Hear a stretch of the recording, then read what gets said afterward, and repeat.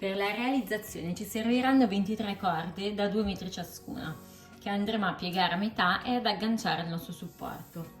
In questo caso ho così alternato i 3 colori che ho scelto: Antique Peach, lo Champagne, il colore Natural, e dopodiché si alternano in questo modo.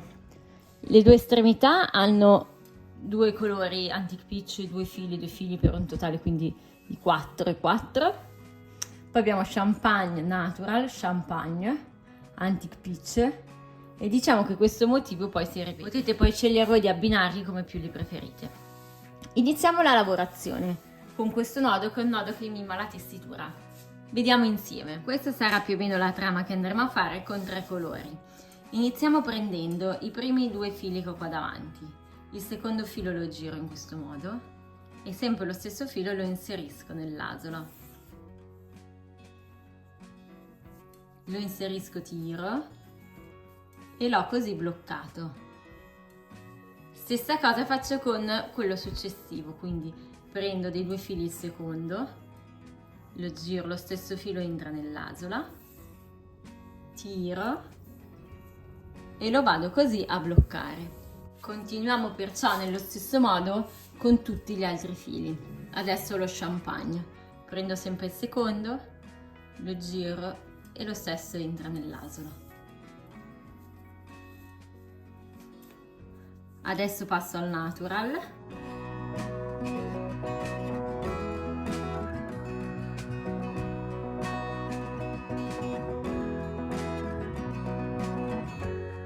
E proseguo così con lo Champagne.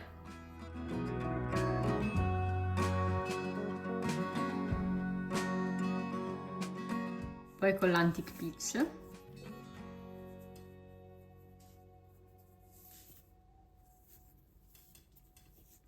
E vado avanti fino a quando non ho finito tutta la prima riga. Conclusa la prima riga, proseguiamo con la seconda. Per farlo non utilizzeremo 2 fili della stessa parte, ma alterneremo un filo di uno e un filo dell'altro. Questo ci permetterà di creare poi la trama. Quindi escludo il primo, prendo il secondo e il terzo, quindi lavoro con questi 2. Quindi ancora una volta col secondo faccio così ed entra qua dentro.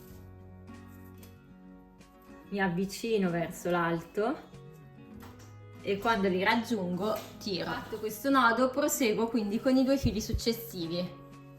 Quindi adesso poi in automatico ci viene l'alternanza dei fili. Quindi avrò quello Champagne che giro e inserisco nella sua stessa asola, l'Antique Peach invece che sarà l'altro, che fondamentalmente non intreccio. Proseguo così anche con questi altri.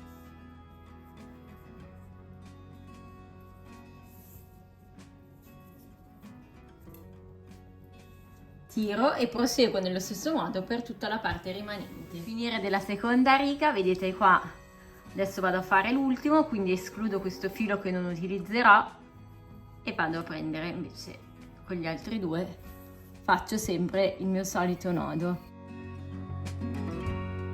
Seguo ora con la terza riga e ricomincio. In questo caso utilizzo tutti i miei fili, quindi parto da quello più a sinistra, tiro su e sto attenta adesso a fare questo nodo, non lo tiro troppo in su ma lo lascio come se fosse la terza riga parallela e proseguo così con tutti gli altri fili.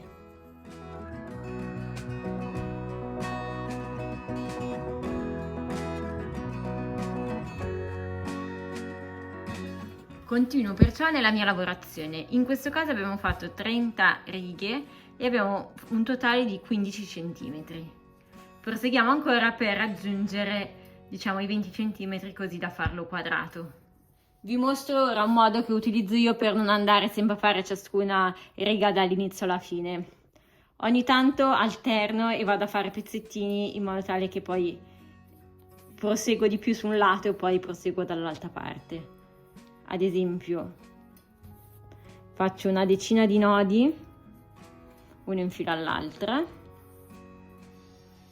Dopodiché invece che proseguire in orizzontale vado giù di qua, quindi aumento un po' il numero di righe che sto facendo e poi dopo recupero la lavorazione in orizzontale.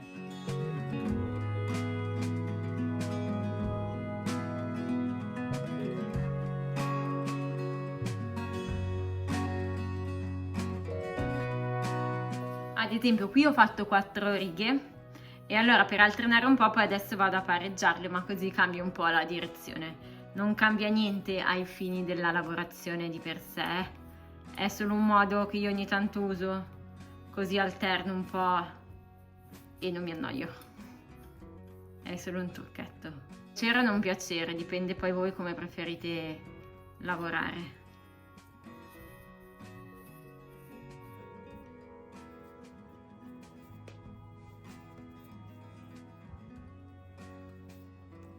Seguo fino a quando poi non raggiungo la lunghezza desiderata. Sono arrivata perciò alla fine facendo 41 righe, in modo tale quindi che i due, il lato orizzontale e il lato verticale, misurino entrambi la stessa lunghezza, così da creare un quadrato. Nel caso in cui invece lo volesse più lungo che largo, semplicemente va moltiplicato di conseguenza la lunghezza della corda e modificata la forma. Ecco, così concluso il mio lavoro. Questo è il davanti e questo è il retro. Molto carino anche lui. Possiamo scegliere poi di usarlo da una parte o dall'altra come più ci piace.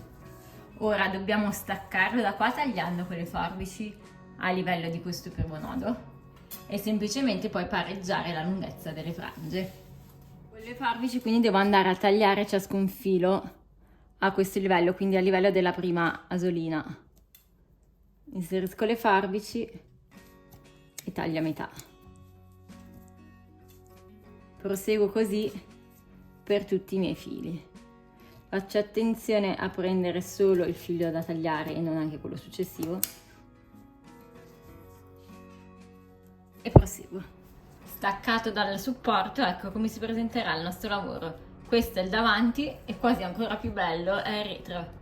Preferite questo o questo? Fatemelo poi sapere nei commenti.